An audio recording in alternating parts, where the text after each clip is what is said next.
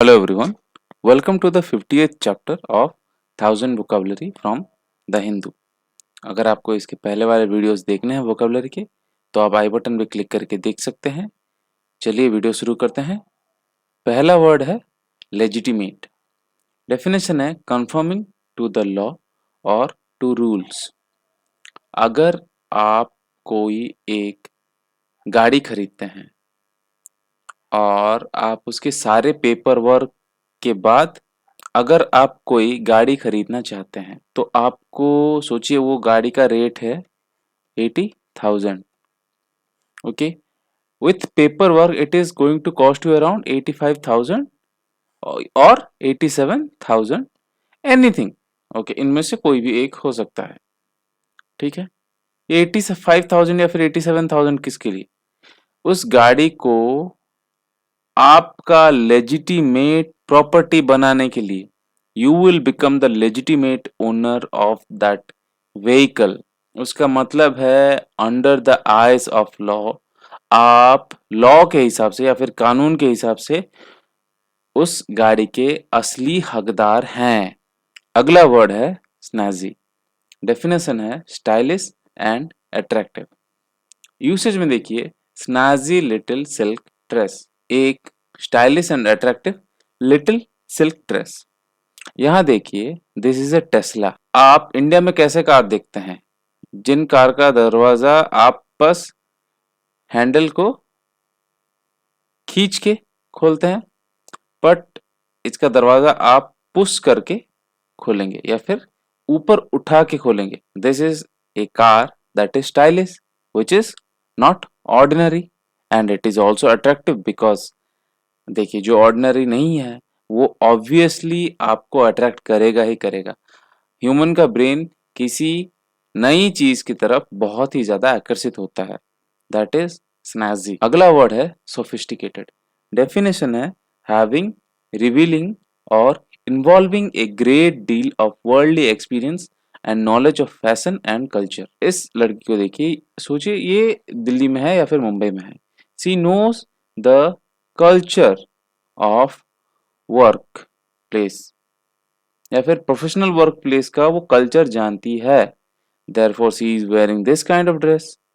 Okay, she is revealing that she has the knowledge about fashion and culture of a certain place. लोग हमेशा complicated और sophisticated के बीच में confuse हो जाते हैं। सोफिस्टिकेटेड का मतलब है जिस लेडी को, सोफिस्टिकेटेड वुमेन का मतलब है जिस लेडी को फैशन और कल्चर का नॉलेज है, that much only. Okay, complicated का मतलब है जो, मतलब you can not understand a woman, they are complicated. That is the difference between complicated and sophisticated. People often get confused by these two words, इसलिए मैंने आपको बता दिया। अगला वर्ड है आर्बिट्रेशंस। डेफिनेशन है the use of an arbitrator to settle a dispute, एक समझौता करने वाले का इस्तेमाल करना, दैट इज आर्बिट्रेशन। इसका कुछ एक्स्ट्रा ज्यादा मीनिंग नहीं है। जो समझौता करवा सकता है, आप दोनों ही, आप है A, your friend is C and one of your mutual friend, आप इसको जानते हैं, ये भी इसको जानता है, ये आप दोनों के बीच में सुलह करवा रहा है क्योंकि you guys are fighting. Okay, आप दोनों झगड़ रहे हैं, ये आप दोनों के बीच में सुलह करवाता है। क्यों? क्योंकि ये आप दोनों को जानता है। Okay, therefore he is an arbitrator and that action that he is doing is arbitration. अगला वर्ड है कैंडिड। डेफिनेशन है ट्रूथफुल एंड स्ट्रेट फॉरवर्ड या फ्रैंक। देखिए यहाँ क्या लिखा है, हु एट दिस, ये किसने खाया, ये केक का ये पीस किसने खाया। ये सडनली बोल रहा है कि I did, this is A cartoon. Okay, ये बोल रहा है कि मैंने खाया, तो इसने क्या, सच बोल दिया, ट्रुथ। ठीक है, हु इज ट्रूथफुल। देखिए, honesty is the best policy. आप खुल्लम खुल्ला किसी को बोल देंगे कि हाँ मैंने किया है, that means you are accepting whether you are making a mistake or whether you have done something great, you are accepting that thing, that is candid. अगला वर्ड है बिकर। डेफिनेशन है argue about petty and trivial matters. ये देखिए, this is a guy, this is a girl, they are arguing about something, maybe about something very trivial. Petty मतलब क्या?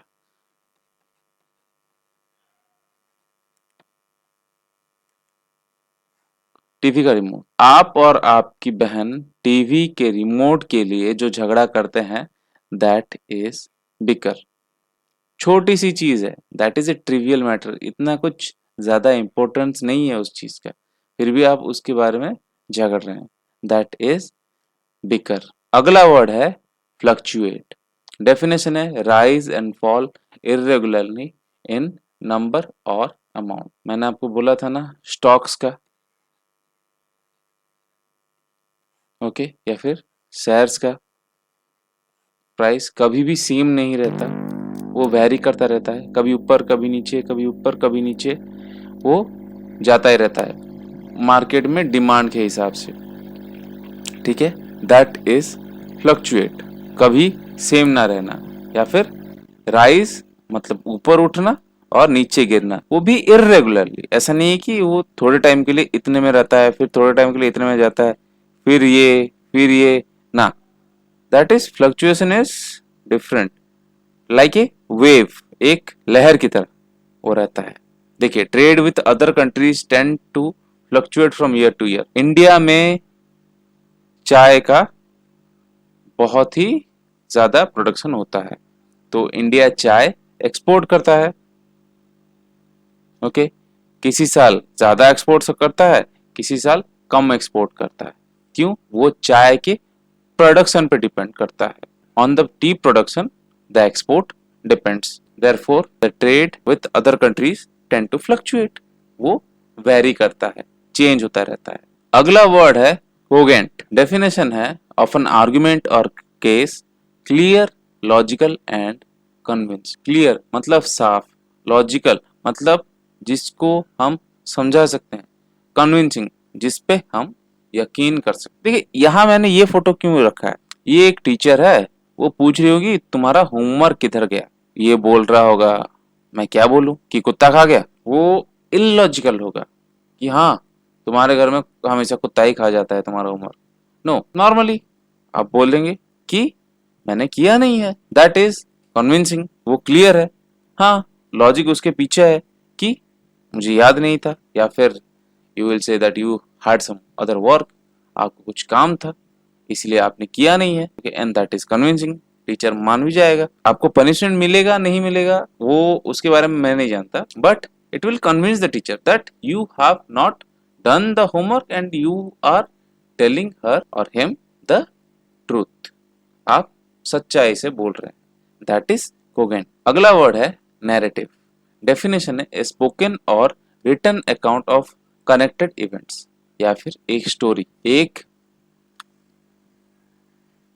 This is a story, ये एक कहानी है, इसको हम नैरेटिव बोलते हैं, ओके। इससे ज्यादा एक्स्ट्रा कुछ मीनिंग नहीं है नैरेटिव का। यहाँ देखिए रिसाइटल।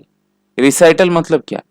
कुछ आप लोग जानते हैं, कुछ लोग प्लेज में एक्टिंग करते हैं, ओके, प्लेज ड्रामा, ओके, उसमें जो म्यूजिक्स होते हैं वो भी हम नैरेटिव के हिसाब से ही बोलेंगे।